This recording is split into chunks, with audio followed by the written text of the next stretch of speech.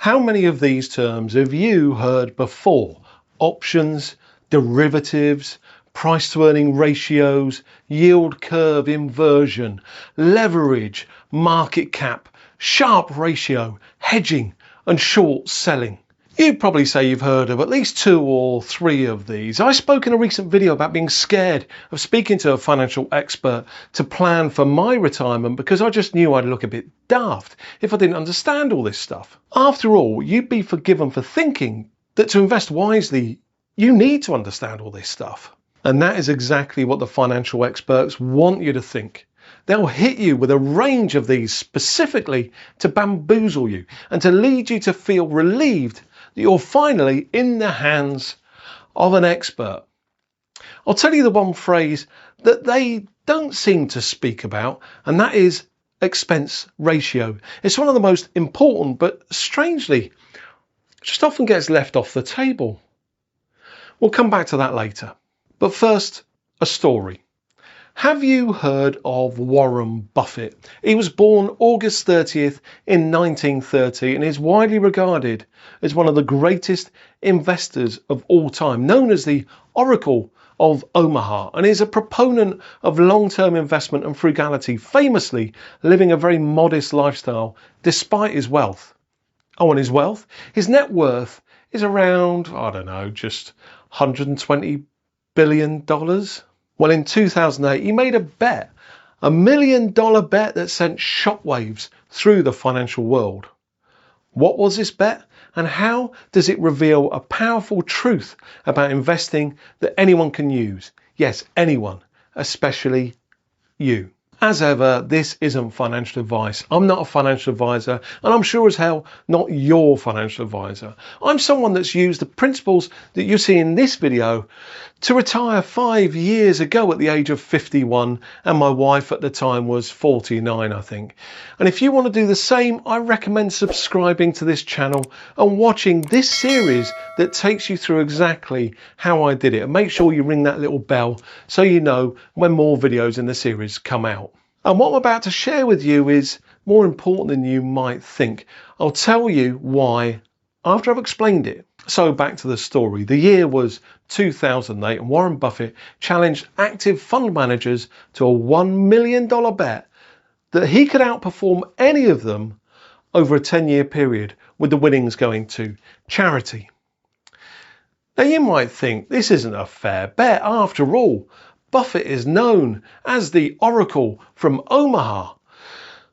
But let's just break down the challenge. The basis of the challenge was the S&P 500, the main US stock market, which has 500 companies listed.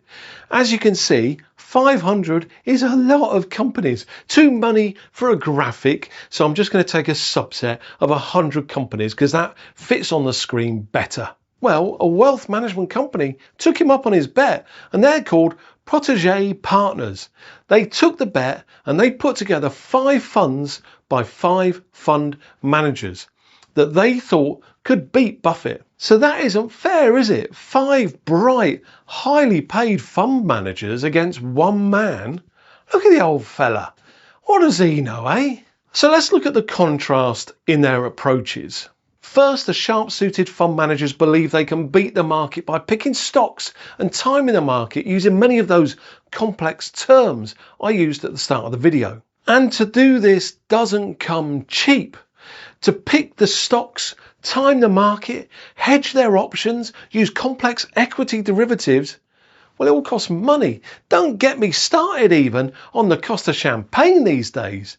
Did you know that in the last year alone, champagne has gone up by 15%? These poor fund managers have it tough too, you know. It's not just us suffering with the cost of living crisis. Because of this, the fund managers have to charge a fee. You don't get all of their expertise for nothing, you know. So did it pay off, all their hard work? Well, before I answer that, let's look at their opponent, Warren Buffett, one of the richest men alive. And I'll remind you, he is a proponent of long-term, low-cost investment. I bet if you ask Warren Buffett about the price of champagne, he'd probably give you a bit of a blank look. Well, his weapon of choice was something called an index fund.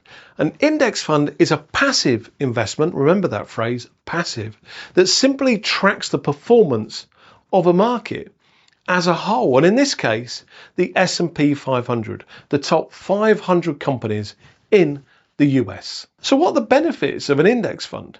Well, there is no tinkering like those other fund managers are doing. And as such, the fees are very low indeed by comparison.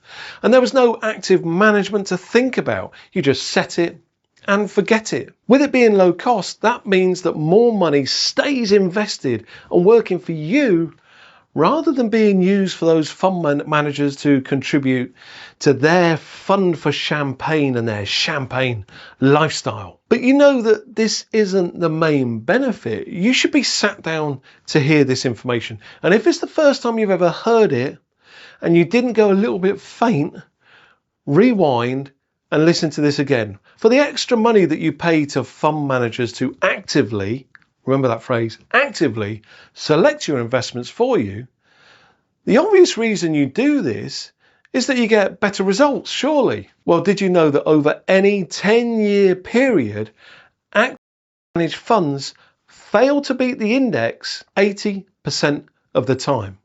And over a longer horizon, that goes up to 90%. What that means is, if you lined up 10 active fund managers, each of them holding a bottle of champagne probably, only 2 of them have a chance of beating the market. And you know the fun thing? You don't know which one to pick. And neither do they. Why try to beat the market when you can just own the whole market? Now you might think that doesn't relate to you. But if this is all news to you and you've got a pension fund, I'll tell you in a moment why it's critically important to you. So back to the story. How did it end up? Well, after 10 years, the 5 fund managers ended up with these gains. The first guy got 21.7%. Pretty good. The second guy, 42.3%. The third guy, wow, 87.7%. The fourth guy, 2.8%. And the fifth guy, 27%. So old golden balls there on 87.7% probably got extra champagne and a nice bonus for this. Incidentally, paid out the pockets of the customers' high fees. But for the group as a whole, an average of 36.3%, that's not bad, eh? Over 10 years, you'd be happy with that, wouldn't you? So how did our man Warren Buffett do? And importantly, how much work was it? Well, he achieved a return of over 125%. No, I haven't shown you that in gold and put flashing lights around him. He would have hated that because this outcome wasn't a surprise to him in the slightest. He knew he would win. The odds were in his favour. And here are the 3 reasons why. Compounding growth. Having more of your money invested rather than going in fees adds to the growth of your investment. Market unpredictability. I can't predict the market. You can't, and neither can those fund managers. So why pay them for their crystal ball predictions? And thirdly, concentration risk. Money managers will have a theory which would lead them to certain markets. For example, energy. With the current wars being waged around the world, energy will become more expensive, leading to greater profits for energy companies. How do you know that? How are you able to predict the future? Why try? By making that kind of bet, putting a large stake on energy, you'll likely miss the next big thing in other markets that we just couldn't predict today. So why try? Why try to beat the house? When you can own the house always wins. Well, the media had a field day with this information, and you know that literally throwing darts at a dartboard blindfolded would have given better results than those active managers achieved. And that wasn't a surprise to Warren Buffett either. I said earlier that this is so important to you if this is new to you, because you might be sat there thinking, phew, I'm pleased I'm not using those money managers. But if you have a pension, maybe through your company or an old SIP pension that you had, and you've not looked at it, here's a guarantee to you. You are using them. I recommend looking at your pension fund and see what you're invested in. You'll see those underlying investments and you will find active funds, which will be actively earning you less money because of these clever money managers. Right at the start of this video, I said there was one phrase you rarely hear an active manager speak about, or a financial advisor or an IFA, and that was expense ratio. Well, if you want to understand why that could be the difference between you achieving financial independence or working a lot longer, I'll be talking about that in the next video, and that will be here when it comes out. In the meantime, check out the rest of this series to help you build a picture of your financial future, and I'll see you there. I really hope this video has been helpful, and I'd love to hear your horror stories of dealing with these active money managers. Head down to the comments and tell everyone about it. Help others learn from your experiences. I'll see you next time. Bye for now.